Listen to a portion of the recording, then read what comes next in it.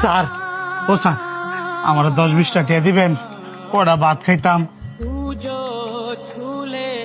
10-20 টাকা ভাত খাওয়া যায় রে? দাম দামি করার আর জায়গা পাস না। তোর যে শৈল, তুই যদি পরিশ্রম করস তাহলে তো ভালো ইনকাম করতে পারবি।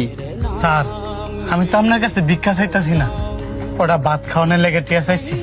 আপনি যদি টিয়া না দেন, আমার কটা ভাত খাওয়ার ব্যবস্থা করে দেন না স্যার। আমি তোর কইতে ভাতের ব্যবস্থা করে দিমু। আমি নিজে তো দিন রাত পরিশ্রম করি কটা ভাতের লাগিয়া। যাও না দেখ।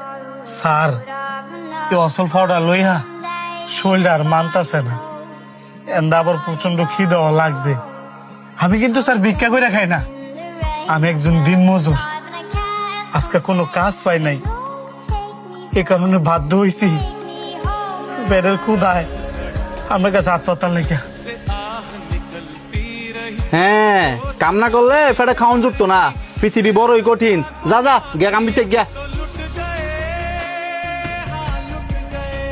এই যে ভাই,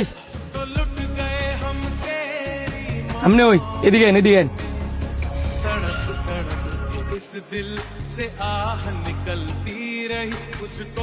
কি ভাই, আমার আপনি ডাকলেন কি লেগা? হাতগুলা ধরেন, এই যেন পানি আছে, বসে বসে খান।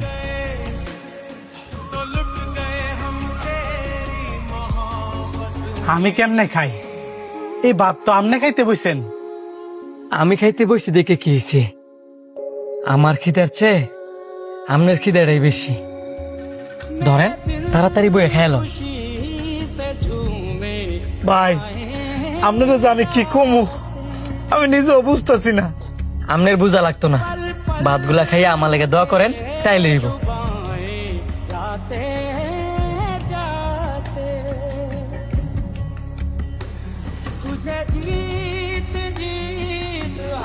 হয় শান্ত, এদিকে আয়।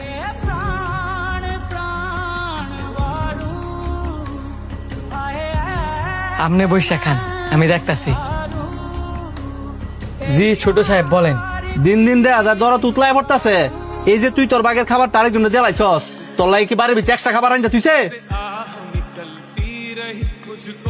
না ছোট সাহেব, ওই লোকটা তো আমার চেয়েও ক্ষুধার্ত, এই কারণে আমার বাগের খাবারটা ওই লোকটারে দিয়ে দিচ্ছি। আবার মুখ কথা কস? ভাতগুলো আয় করতে তুই কি ঘরের ভিতরে চাল কিনা তুই যাস? ছোট সাহেব, এত অহংকার ভালো না। আল্লাহ পাক আমনে ঘরে ধন সম্পদ দিছে ঠিকই, কিন্তু মন দিছে না। আমনে ঘরে এত ধন সম্পদ থাকলে কি হইব? মইরা গেলে গাতে এগুলা কিছুই কাজে লাগতো না।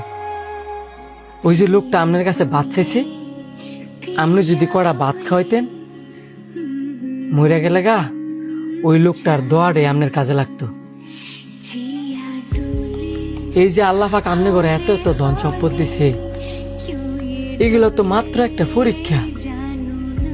আল্লাহ পাক আমনে ঘরে এত এত ধন সম্পদ দিয়ে বিচার করে যে আমনে ঘর মনটা কেন।